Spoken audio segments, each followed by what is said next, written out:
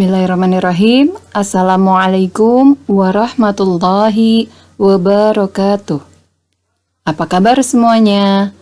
Berjumpa lagi dengan saya, Mardiana, SPI, MSI, dalam video pembelajaran mata kuliah pengantar ilmu gizi dengan pokok bahasan mengenai mineral makro, terutama kalsium dan natrium.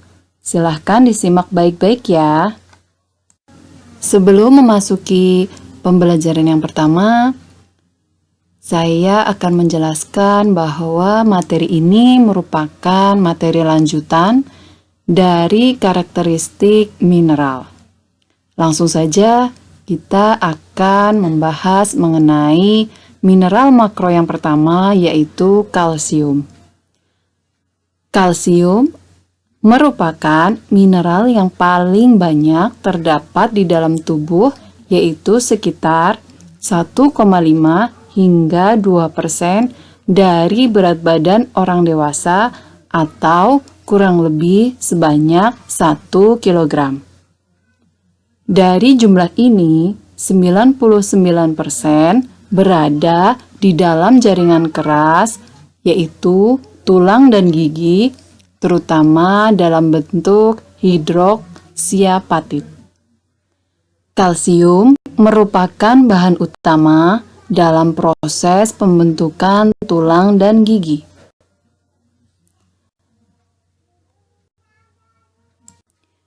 Densitas tulang berbeda menurut umur, meningkat pada bagian pertama kehidupan, dan menurun secara berangsur setelah dewasa. Fungsi utama dari kalsium yaitu sebagai bahan pembentuk tulang dan gigi.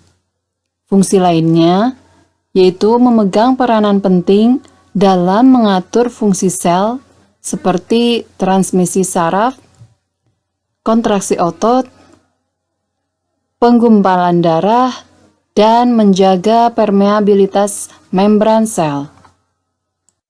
Selanjutnya tentang sumber kalsium. Sumber yang pertama yaitu susu.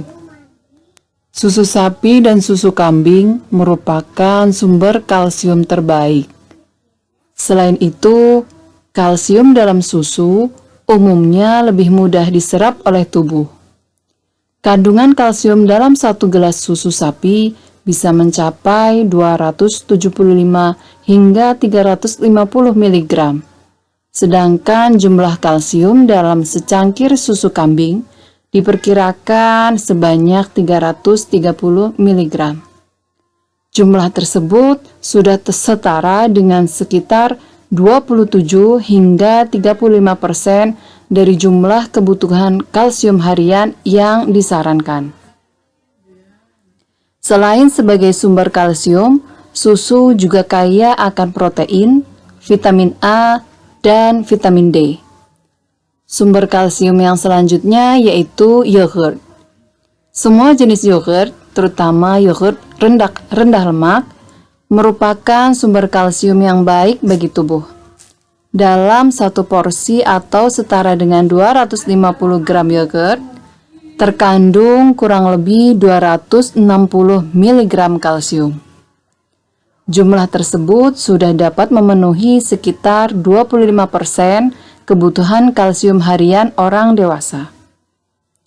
Selain itu, yogurt juga mengandung bakteri baik atau yang disebut dengan probiotik yang bermanfaat untuk menjaga metabolisme tubuh dan menyehatkan pencernaan. Sumber kalsium selanjutnya yaitu keju. Hampir semua jenis keju merupakan jenis makanan berkalsium tinggi. Namun, dibandingkan dengan keju lainnya, kandungan kalsium pada keju parmesan umumnya lebih tinggi. Dalam 30 gram keju parmesan, terdapat sekitar 330 mg kalsium atau setara dengan 33% asupan kalsium harian yang disarankan bagi orang dewasa. Sumber kalsium selanjutnya yaitu dari makanan laut seperti ikan sarden, tongkol, teri, dan juga ikan salmon. Selain itu, jenis ikan tersebut juga mengandung protein dan asam lemak omega 3 yang baik untuk kesehatan jantung, otak, dan kulit. Sumber kalsium yang lainnya yaitu kacang-kacangan dan biji-bijian. Kacangan dan biji-bijian yang mengandung kalsium tinggi seperti kacang tanah, lentil, kedelai, almond, biji chia, dan biji wijen. Baik biji chia maupun biji wijen ataupun biji popi, semua biji-bijian merupakan sumber kalsium yang baik. Sebagai contoh, 1 sendok makan atau setara dengan 9 gram biji popi mengandung 126 mg kalsium atau setara dengan 13% rekomendasi kalsium harian. Sedangkan dalam 1 sendok makan wijen setara dengan 9% kebutuhan kalsium harian. Sumber kalsium selanjutnya yaitu makanan yang diperkaya dengan kalsium. Contohnya sereal, roti, dan oatmeal. Namun, pastikan Anda membaca label kemasan untuk memastikan produk tersebut adalah produk makanan yang diperkaya kalsium. Selanjutnya, mengenai angka kecukupan kalsium harian. Pada balita umur 1 hingga 3 tahun, kebutuhan kalsiumnya sekitar 700 mg per hari. Pada anak umur 4 hingga 8 tahun, kebutuhan kalsiumnya sekitar 1000 mg per hari. Sedangkan pada anak umur 9 hingga 13 tahun, kebutuhan kalsiumnya sekitar 1300 mg per hari. Pada remaja umur 14 hingga 18 tahun, kebutuhan kalsiumnya sekitar 1300 mg per hari. Selanjutnya tentang absorpsi kalsium. Dalam keadaan normal, sebanyak 30 hingga 50% kalsium yang dikonsumsi akan diabsorpsi tubuh. Kemampuan absorpsi pada masa pertumbuhan lebih tinggi dan akan menurun pada proses menua. Kemampuan absorpsi kalsium pada laki-laki lebih tinggi daripada perempuan pada semua golongan usia. Absorpsi kalsium terutama terjadi di bagian atas usus halus, yaitu duodenum. Kalsium membutuhkan pH 6 agar dapat berada dalam keadaan terlarut. Kalsium yang tidak diabsorpsi akan dikeluarkan tubuh melalui feses. Selanjutnya, faktor-faktor yang dapat menyebabkan tubuh kekurangan kalsium. Faktor yang pertama yaitu kurangnya kalsium dalam makanan dalam jangka waktu yang cukup lama. Lalu faktor yang kedua, tubuh tidak dapat menyerap kalsium yang ada dalam makanan akibat kekurangan vitamin D, sehingga tubuh akan mengambil cadangan kalsium yang ada di dalam tubuh. Faktor ketiga yaitu kerusakan-kerusakan pada ginjal mungkin akan menyebabkan banyak kalsium yang hilang dari tubuh. Faktor yang keempat, kekurangan beberapa jenis hormon seperti hormon yang dibuat oleh kelenjar tiroid dan kelenjar paratiroid. Pada tubuh orang sehat terdapat cadangan kalsium dalam jumlah yang cukup untuk beberapa waktu. Faktor kelima yaitu kehamilan yang terlalu sering dan terlalu rapat, serta tidak disertai diet yang banyak mengandung kalsium, akan menyebabkan semua cadangan kalsium yang ada dalam tubuh wanita hamil akan habis.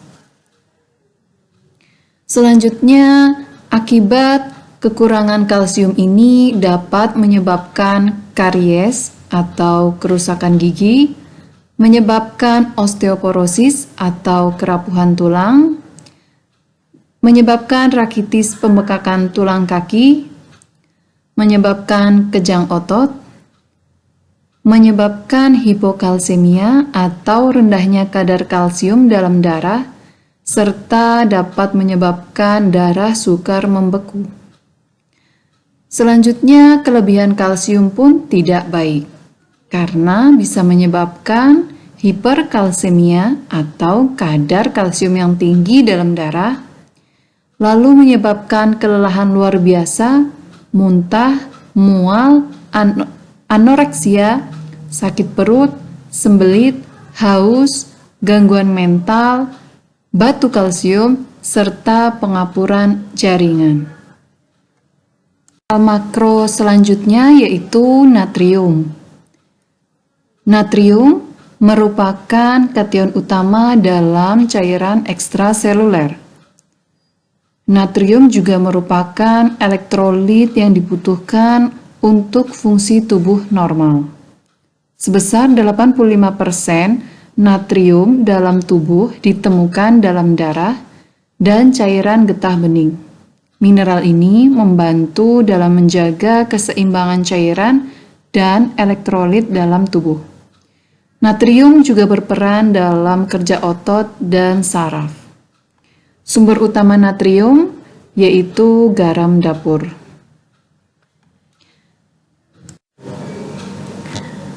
Selanjutnya, sumber natrium. Sebagian besar natrium yang dimakan orang Amerika berasal dari makanan yang dikemas, diproses, dibeli di toko, dan restoran, yaitu sekitar 71%. Hanya sedikit yang berasal dari garam yang ditambahkan selama memasak, yaitu sekitar 6%. Faktanya, kebanyakan orang Amerika sudah mendapatkan lebih banyak natrium harian daripada yang direkomendasikan sebelum mereka menambahkan garam pada saat makanan terhidang. Berikut ini merupakan contoh sumber natrium dari makanan olahan dan makanan restoran, yaitu 1 cup sup mie ayam mengandung 789 mg natrium.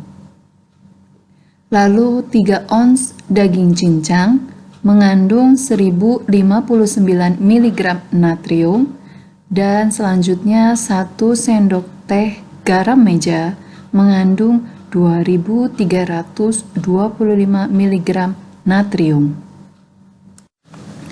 Nah, berikut ini merupakan tabel dari kandungan beberapa mineral, terutama mineral natrium pada bahan pangan seperti cheddar cheese, lalu susu, ayam, daging, telur, oatmeal, buah,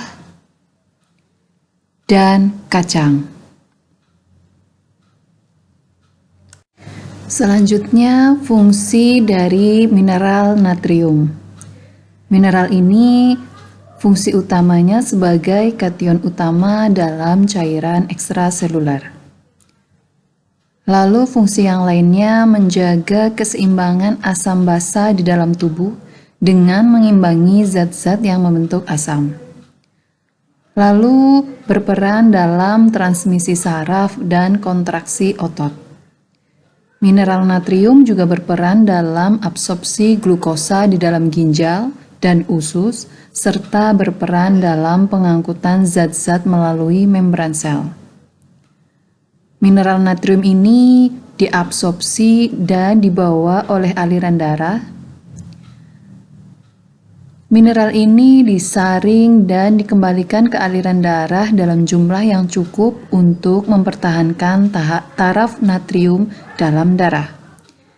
Kelebihan natrium yang jumlahnya mencapai 90 hingga 99% dari yang dikonsumsi akan dikeluarkan melalui urin.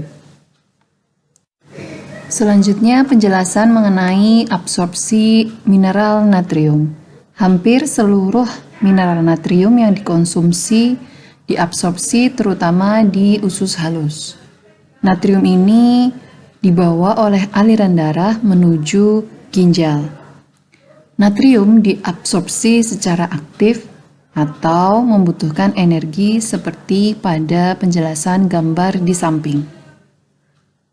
Di mana mineral kalium adalah ion bermuatan positif utama di dalam sel, sedangkan mineral natrium merupakan kation utama dalam cairan di luar sel atau ekstraseluler.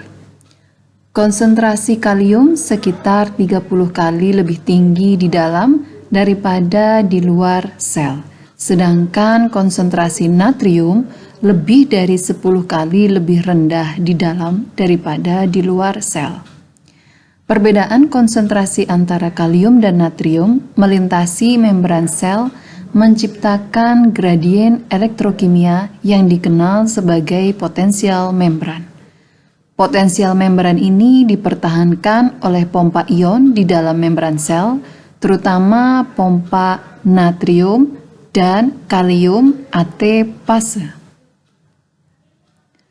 Pompa ini menggunakan ATP atau energi untuk memompa natrium keluar dari sel dengan imbalan kalium masuk ke dalam sel.